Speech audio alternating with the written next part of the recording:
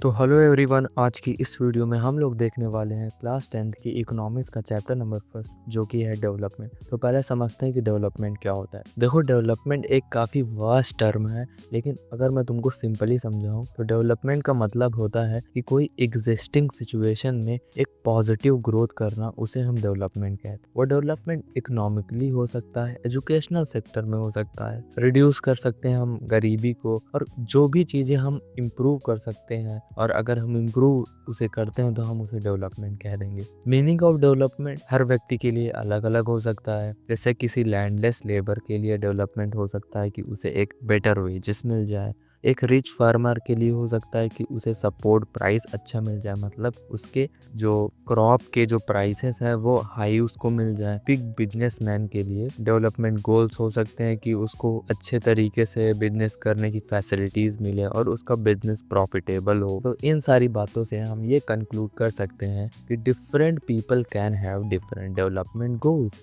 And people can also have conflicting development goals. मतलब कि किसी एक व्यक्ति के लिए जो डेवलपमेंट है वो दूसरे के लिए ना हो, या फिर जो एक व्यक्ति के लिए डेवलपमेंट है वो दूसरे व्यक्ति को पसंद ना आए, कॉन्फ्लिक्ट हो जाए दोनों के बीच। अब बात करते हैं इनकम एंड अदर गोल्स की। इनकम एंड अदर गोल्स में आते हैं कि इनकम तो हमारे लिए एक डेवलपमेंट है, लेकिन इनकम के अलावा भी हमको काफ़ी सारी चीज़ों की नीड होती है। तो डेवलपमेंट के गोल्स को हम दो पार्ट में डिवाइड कर सकते हैं, materialistic goals and non materialistic goals. Materialistic goals में वो सारे चीज़ें आती हैं जिनको हम पैसों से खरीद सकते हैं, और नॉन मटेरियलिस्टिक गोल्स में वो सारी चीज़ें आ सकती हैं जिनको हम पैसों से नहीं खरीद सकते। जैसे कि हम कार पैसों से खरीद सकते हैं, बाइक पैसों से खरीद सकते हैं, और जो भी तुम्हारे घर में मोस्टली चीज़ें होंगी तुमने उसे पैसे से ही खरीदा होगा। तो वो मटेरियलिस्टिक चीज़ें हो गई जो कि हमें ज़रूरी है ज़िंदा रहने के लिए। और नॉन मटेरियलिस्टिक चीज़ें हो गई जैसे हमें रिस्पेक्ट, सेफ्टी, एजुकेशन, फ्रीडम, ये सारी चीज़ें भी तो ज़रूरी है। भले ही तुम्हारे पास रोल्स रॉयस हो, लेकिन अगर तुम्हें फ्रीडम ही ना हो उसे चलाने का तो क्या मतलब। तो नॉन मटेरियलिस्टिक गोल्स भी इम्पॉर्टेंट होती हैं। तो इस चीज़ से हम ये कंक्लूड कर सकते हैं कि एक ह्यूमन को ज़िंदा रहने के लिए मटेरियलिस्टिक और नॉन मटेरियलिस्टिक गोल्स दोनों पर डिपेंडेंट रहना पड़ता है। तो हम लिख सकते हैं कि people can have mixed goals. अब बात करते हैं नेशनल डेवलपमेंट की। तो पहले डेफिनेशन देख लेते हैं। It is the ability of the nation to improve the lives of its citizens. मतलब कि नेशनल डेवलपमेंट एक तरह की एबिलिटी है जिससे हम उस नेशन में रहने वाले सिटीजन्स या कह दो पीपल्स की लाइफ को इम्प्रूव कर सकते हैं। वो किसी भी सेक्टर में हो सकता है, educational, agriculture, industries, health care, what ever anything. अब एक एग्जाम्पल की मदद से अगला टॉपिक समझते हैं। सिंगापुर एक रिच कंट्री है और नॉर्थ कोरिया एक पुअर कंट्री है, बट हम किसी भी कंट्रीज को कंपेयर कैसे कर सकते हैं। सपोज हमारे पास दो कंट्रीज हैं, हम उनको कंपेयर कैसे करेंगे। तो कंट्रीज को हम कंपेयर करते हैं on the basis of per capita income. अब ये पर कैपिटा इनकम क्या है? पर कैपिटा इनकम फाइंड करने के लिए हमारे पास एक फॉर्मूला है कि total income of a country upon total population. मतलब कि किसी भी कंट्री की अगर हम पूरी इनकम को मिला दें और अपॉन में जितने भी लोग उस कंट्री में रह रहे हैं, तो उससे हमें पर कैपिटा इनकम मिल जाएगी। पर कैपिटा इनकम को हम एवरेज इनकम भी कहते हैं। On the basis of income हम कंट्रीज को तीन पार्ट में डिवाइड कर सकते हैं: developed countries, under developed countries और डेवलपिंग कंट्रीज। डेवलप्ड कंट्रीज में वो कंट्रीज आती हैं जो डेवलप हो चुकी हैं, अंडर डेवलप में जो कंट्रीज अभी प्रॉपर डेवलप नहीं हुई है,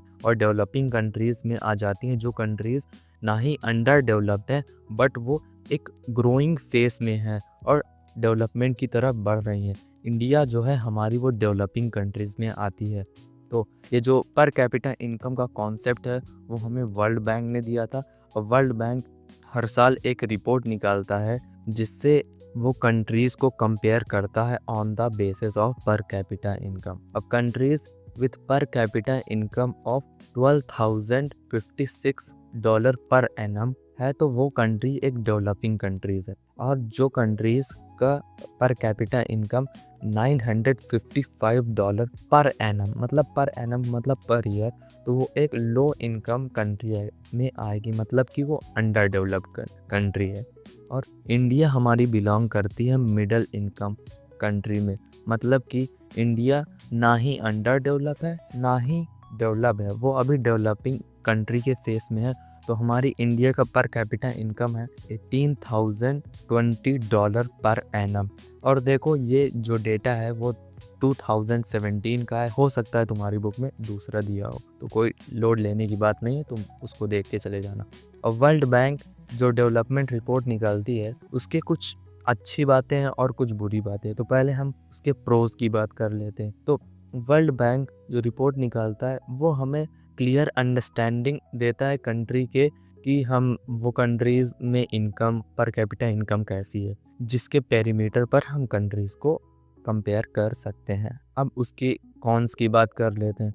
तो पर कैपिटा इनकम हमें ये नहीं बताता कि किसी भी कंट्रीज़ में इनकम कैसे डिस्ट्रीब्यूशन है। और दूसरा कौन है कि उस कंट्री का हमें ना ही लिटरेसी रेट पता चलता है, ना ही हेल्थ फैसिलिटी पता चलती है, ना ही लाइफ एक्सपेक्टेंसी पता चलती है, बस हमें पैसे से मतलब होता है। अब इसी से रिलेटेड एक अगला कॉन्सेप्ट आता है other aspects which are important for development of a country, मतलब कि कुछ पैसों के अलावा भी चीज़ें जो किसी भी कंट्री के डेवलपमेंट के लिए इम्पोर्टेंट है।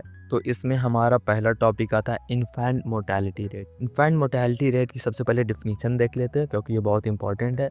तो infant mortality rate indicates the number of children that die before the age of 1 year as a proportion of 1000 living children born in that particular year। मतलब infant mortality rate हमें बताता है कि किसी भी एक पर्टिकुलर ईयर में 1000 living children born हुए और उन चिल्ड्रंस में से एक साल कंप्लीट करने से पहले कितने सारे बच्चे मर गए, उसे हम इन्फेंट मोर्टेलिटी रेट कहते हैं। अब अगला टॉपिक आता है human development index HDI। It is used to measure how development has improve human life. तो ह्यूमन डेवलपमेंट इंडेक्स हमें बताता है कि किसी भी डेवलप कंट्री में ह्यूमन के डेवलपमेंट के लिए क्या चीज़ें इम्पॉर्टेंट है। तो हमें ह्यूमन डेवलपमेंट के लिए कुछ पैरामीटर्स हैं, जैसे कि life expectancy, infant mortality rate, literacy rate, per capita income और पॉवर्टी लाइन। पॉवर्टी लाइन तुमने क्लास 9th में पढ़ी होगी। अब बात करते हैं लाइफ एक्सपेक्टेंसी की। It is a age which a person is expected to live, मतलब कि कोई एक का सिंपली से मतलब है कि कोई एक पर्सन कितने साल तक जीने की एक्सपेक्टेशन रख सकता है, उसे हम लाइफ एक्सपेक्टेंसी कहते हैं। इंडिया की बात करें तो ये एक्सपेक्टेड है कि एक इंडियन मेल 67 ईयर जीता है, ये एक एवरेज निकाला गया है, और फीमेल 69 ईयर्स। अब अगला टॉपिक है literacy rate. Literacy rate ensures the proportion of literate population in the 7 years and above age group. Literacy rate एक तरह का मेज़र है जो हमें बताता है कि 7 साल और उससे ऊपर एज ग्रुप के बच्चे जो लिख पढ़ सकते हैं किसी भी एक लैंग्वेज को, और तो उसे हम लिटरेसी रेट कहते हैं। अब तुम्हारी बुक में एक टेबल दिया होगा, इसमें हरियाणा, केरला और बिहार का पर कैपिटा इनकम दिया होगा। अगर हरियाणा की बात करें तो यहाँ का पर कैपिटा इनकम है 1,62,034 रुपीज़। केरला की बात करें तो 1,190 रुपीज़, और बिहार की बात करें तो 31,454 रुपीज़ यहाँ का पर कैपिटा इनकम है। अगर हम पर कैपिटा इनकम की बात करें तो हरियाणा की सबसे ज़्यादा पर कैपिटा इनकम है, तो इसके अकॉर्डिंग हरियाणा सबसे मोस्ट डेवलप्ड स्टेट में आ जाएगा। फिर उसके बाद केरला सेकंड नंबर पे आ जाएगा और बिहार सबसे लास्ट नंबर पे। अब अगर यहीं पर बात करें ह्यूमन डेवलपमेंट के अकॉर्डिंग तो तीनों स्टेट्स में infant mortality rate, literacy rate और नेट अटेंडेंस रेशियो कैसा है। नेट अटेंडेंस रेशियो मैं तुम्हें थोड़ी देर बाद बताऊंगा। तो इन्फेंट मोर्टेलिटी रेट का मतलब आई बताया था कि 1000 बच्चों में कितने बच्चे 1 ईयर से पहले ही मतलब उनकी डेथ हो जा रही है। हरियाणा में 33 ऐसे बच्चे हैं जो 1 ईयर होने से पहले ही मर जा रहे हैं हर साल, और केरला में सिर्फ 10 बच्चे, और बिहार में 38, मतलब कि बिहार में सबसे ज़्यादा बच्चे मर जा रहे हैं। तो इसका कारण क्या हो सकता है? हेल्थ फैसिलिटी बिहार की अच्छी नहीं है और केरला की सबसे अच्छी है अगर ये तीनों में कंपेयर किया जाए। और हरियाणा की भी बहुत अच्छी नहीं है क्योंकि 33 चिल्ड्रंस मर जा रहे हैं। अब लिटरेसी रेट की बात करते हैं। लिटरेसी रेट हमें बताता है कि कितने बच्चे लिटरेट मतलब पढ़े लिखे हैं, किसी भी एक लैंग्वेज को वो लिख पढ़ सकते हैं। तो हरियाणा की लिटरेसी रेट 32% है और केरला की 94% है, बिहार की 62% है। अगर इसके अकॉर्डिंग देखें तो भी केरला की लिटरेसी रेट सबसे ज़्यादा है, मतलब कि केरला में सबसे ज़्यादा पढ़े लिखे लोग हैं और सबसे कम पढ़े लिखे लोग कहाँ हैं? बिहार में। और फिर उसके बाद हरियाणा में भी, हरियाणा मिडल में आ गया है इन तीनों के। अब बात करते हैं नेट अटेंडेंस रेशियो की। नेट अटेंडेंस रेशियो क्या होता है पहले तुम्हें बता देता हूँ। तो पहले नेट अटेंडेंस रेशियो की डिफिनेशन देखते हैं। The total number of children in a particular age group who attend school in the proportion of total number of children in that age group. मतलब कि किसी भी एक पर्टिकुलर एज ग्रुप के बच्चे हैं, उनमें से कितने बच्चे स्कूल जा रहे हैं, उसे हम नेट अटेंडेंस रेशियो कहते हैं। अगर हम नेट अटेंडेंस रेशियो के अकॉर्डिंग देखें कि सपोज 100 चिल्ड्रन हैं किसी एक पर्टिकुलर एज ग्रुप में, तो उसके अकॉर्डिंग 61 स्टूडेंट हरियाणा में स्कूल जा रहे हैं अगर हम 100 स्टूडेंट की बात कर रहे हैं, और केरला में 83 स्टूडेंट और बिहार में 43। तो यहाँ पर भी केरला में सबसे ज़्यादा बच्चे स्कूल जाते हैं, अटेंड करते हैं, और फिर उसके बाद हरियाणा में, फिर बिहार में। इन सारी बातों को कंक्लूड करते हैं तो पर कैपिटा इनकम हरियाणा में सबसे ज़्यादा है, तो हरियाणा में सबसे ज़्यादा एम्प्लॉयमेंट होगा और अर्निंग की फैसिलिटी हरियाणा में सबसे बेटर होगी। लेकिन इन्फेंट मोर्टेलिटी रेट की बात करें, इन्फेंट मोर्टेलिटी रेट सबसे कम केरला में है, सबसे कम केरला में है।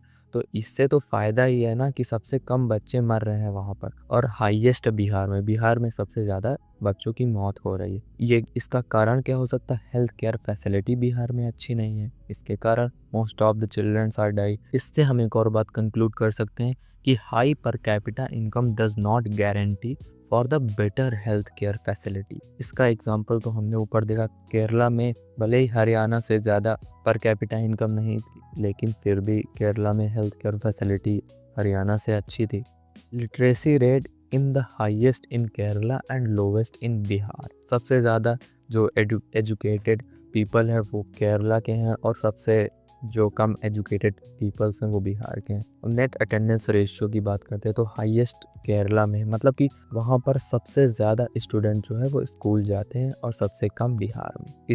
इन सारी बातों से हम क्या कंक्लूजन निकाल सकते हैं? इन सारी बातों से हम ये कंक्लूजन निकाल सकते हैं कि money can not buy all the goods and services that you may need to live with. मतलब कि पैसे से तुम सारी वो चीज़ें नहीं खरीद सकते जो तुमको एक अच्छी लाइफ जीने के लिए ज़रूरी है। अब अगला टॉपिक आता है पब्लिक फैसिलिटीज़। पब्लिक फैसिलिटीज़ क्या होती है? पब्लिक फैसिलिटीज़ वो फैसिलिटीज़ होती हैं जो हमें गवर्नमेंट के द्वारा प्रोवाइड कराई जाती हैं, जैसे कि स्कूल हो गया, राशन शॉप्स हो गए, हेल्थ केयर हो गया और क्लीन वाटर हो गया, जो कि हमें गवर्नमेंट के द्वारा प्रोवाइड कराया जाता है। अब इसी टॉपिक में हमारा पब्लिक डिस्ट्रीब्यूशन PDS, जिसको हम राशन शॉप भी बोलते हैं। राशन शॉप जो होता है वो हमें it improve the health nutrition state of the people. मतलब कि ये जो है वो हमें अच्छे फूड मटेरियल्स प्रोवाइड कराता है सस्ते दामों पर, या फिर पैसे भी कभी कभी नहीं लेता, जिससे कि जो हमारे पुअर पॉपुलेशन है इंडिया की, वो भी एक गुड स्टेट ऑफ फूड को कंज्यूम करे और इससे उनके हेल्थ जो होगी वो इम्प्रूव होगी। और इसी से कनेक्टेड एक और टॉपिक है body mass index. Body mass index हमें ये बताता है कि किसी भी इंसान की नरिशमेंट लेवल कैसी है, मतलब नरिशमेंट लेवल की वो आदमी हेल्दी है कि ओवर वेट है या अंडर वेट है। तो बॉडी मास इंडेक्स निकालने के लिए भी हमारे पास एक फॉर्मूला है, जो कि है वेट को हम केजी में लेंगे, हाइट का हम मीटर स्क्वायर कर देंगे, तो हमें बॉडी मास इंडेक्स आएगा। अब जो भी बॉडी मास इंडेक्स आएगा उसे हम इस चार्ट के अकॉर्डिंग समझते हैं कि अगर किसी भी व्यक्ति का बॉडी मास इंडेक्स 18.5 से नीचे आ रहा है ना, तो वो अंडरवेट है और उसको नरिशमेंट की ज़रूरत है, मतलब उसको और खाने की ज़रूरत है, हेल्दी खाने की। अगर उसका 18.5 से लेकर 24.9 तक है तो वो नॉर्मल है, एक हेल्दी पर्सन है। अगर 25 से एबव है तो वो ओवरवेट है, मतलब कि वो मोटा है या ओबीज है, जिससे मोटे होने की मल्टीपल डिसीज हो जाते हैं। तो हमें ओवरवेट भी नहीं रहना, हमें 18.5 से लेकर के 24.9 तक ही रहना। अगला टॉपिक आता है सस्टेनेबल डेवलपमेंट। देखो सस्टेनेबल डेवलपमेंट तुमने कभी ना कभी सुना होगा, तो इसका सिंपल सा मतलब होता है कि development takes place without harming the future generation. मतलब कि सस्टेनेबल डेवलपमेंट हमें बताता है कि डेवलपमेंट तो हो, लेकिन जो डेवलपमेंट हो वो नेचुरल रिसोर्सेज को हार्म ना करे, जिससे कि हमारी जो फ्यूचर जनरेशन जो आने वाली है उसको कोई डिफ़िकल्टी फेस करनी पड़े उसकी अपनी नीड्स को फुलफिल करने के लिए। Development is consideration with future and nature, मतलब कि जो फ्यूचर में जनरेशन आएगी उसे कोई भी हार्म ना पहुँचे या फिर वो अपनी नीड्स को फुलफिल करने में कोई भी दिक्कत ना फेस करे। Such development meets the need of present without compromise the ability of the future generation to meet their needs. वही बात लिखी हुई है। अब बात तो हो गई सस्टेनेबल डेवलपमेंट की, लेकिन हम सस्टेनेबल डेवलपमेंट को अचीव कैसे करें? Way to achieve sustainable development, तो हमें साइंटिफिकली एंड प्रॉपर यूज़ करना चाहिए नेचुरल रिसोर्सेज को, हमें पॉल्यूशन नहीं फैलाना चाहिए, इन्वायरमेंटल डिग्रेडेशन नहीं करना चाहिए जिससे कि हमारे जो नेचुरल रिसोर्स हैं उनको डैमेज पहुँचे, और हमें जो एनिमल एंड प्लांट स्पीसीज़ को एक्सप्लॉइट नहीं करना चाहिए, प्रोटेक्ट करना चाहिए।